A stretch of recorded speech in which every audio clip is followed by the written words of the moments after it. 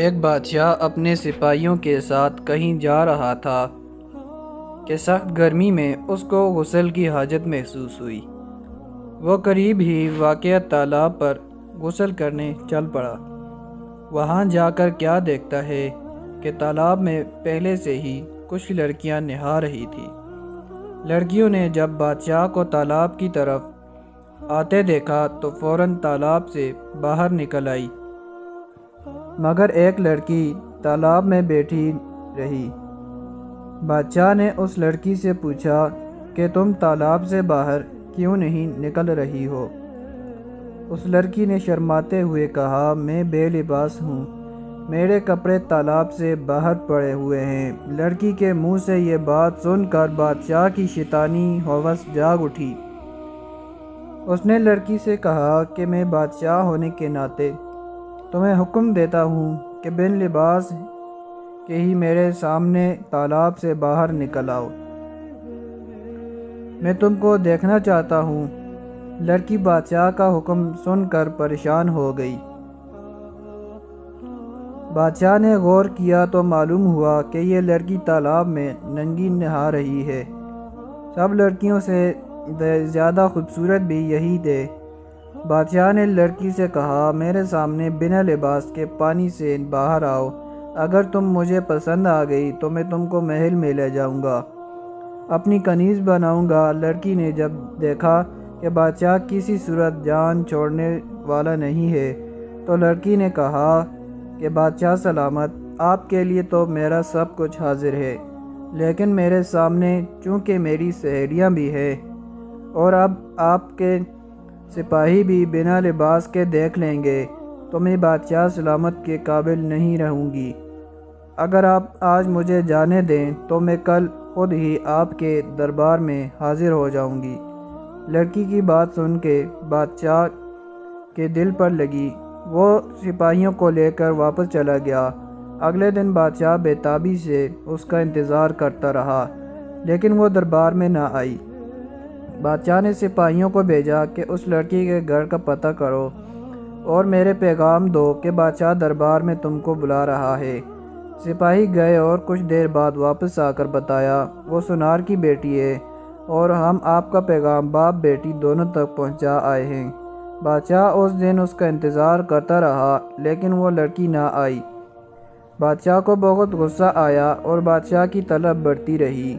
اگلے دن بادشاہ نے سپاہیوں کو حکم دیا کہ جاؤ اور دونوں باپ بیٹی کو گرفتار کر کے میرے سامنے پیش کرو۔ سپاہی فوراً روانہ ہوئے، سنار کے گھر جا پہنچے، مگر آگے گھر پر تالا تھا۔ لوگوں نے بتایا کہ وہ کل رات گھر چھوڑ کر چلے گئے۔ جب اس بات کا پتہ بادشاہ کو ہوا تو وہ غصے سے پاگل ہو گیا۔ اس نے سپاہیوں کو دوڑایا، مگر اس لڑکی اور اس کے باپ کا کچھ پتہ نہیں چلا۔ پھر بادشاہ نے سلطنت میں اعلان کروا دیا کہ جو کوئی سنار اور اس کی بیٹی کا پتہ بتائے گا اس کو 1 کلو سونا انعام میں دیا جائے گا۔ اس کے باوجود بھی کچھ حاصل نہ ہوا۔ اگلے دن بادشاہ نے آس پاس کے حکمرانوں کو خط لکھے اور لڑکی اور اس کے باپ کو تلاش کرنے کی مدد مانگی، لیکن یوں لگتا تھا کہ لڑکی زمین کھا گئی یا آسمان نگل گیا۔ ایک رات بادشاہ سویا تو اس کو خواب میں دریا کے کنارے ایک جھونپڑی نظر آئی۔ بادشاہ جھونپڑی کو دیکھ کر حیران ہوتا ہے کہ اس ویرانے میں کس نے جھونپڑی ڈالی ہوئی ہے۔ جب وہ چلتا اس جھونپڑی میں داخل ہوا تو اس کو ایک داڑھی والا بزرگ نظر آیا کہ ساتھ ہی ایک لڑکی بھی بیٹھی ہوئی تھی۔ اس سے پہلے کہ بادشاہ لڑکی کی شکل دیکھتا اس کی آنکھ کھل گئی۔ بادشاہ سمجھ گیا، ہو نہ ہو یہ وہی باپ بیٹی ہے جو اس جھونپڑی میں چھپے ہوئے ہیں۔ بادشاہ اس علاقے کو جانتا تھا۔ اگلی ہی دن بادشاہ نے سپاہیوں کا ایک دستہ تیار کروایا اور سیدھا دریا کے کنارے اس جگہ پہنچ گیا جو اس کو خواب میں دکھائی دی تھی۔ وہاں پر جھونپڑی بھی موجود تھی۔ بادشاہ نے سپاہیوں کو ادھر ہی رکنے کا اشارہ کیا اور خود جھونپڑی کے اندر چلا گیا۔ وہاں کیا دیکھتا ہے، ایک کمزور سی بیمار دکھنے والی لڑکی سو رہی ہے اور بوڑھا داڑھی والا بزرگ پاس ہی جائے نماز پر بیٹھا دعا کر رہا ہے کہ اے پالنے والے رب، ہم کہاں تک اس ظالم بادشاہ سے چھپتے رہیں گے۔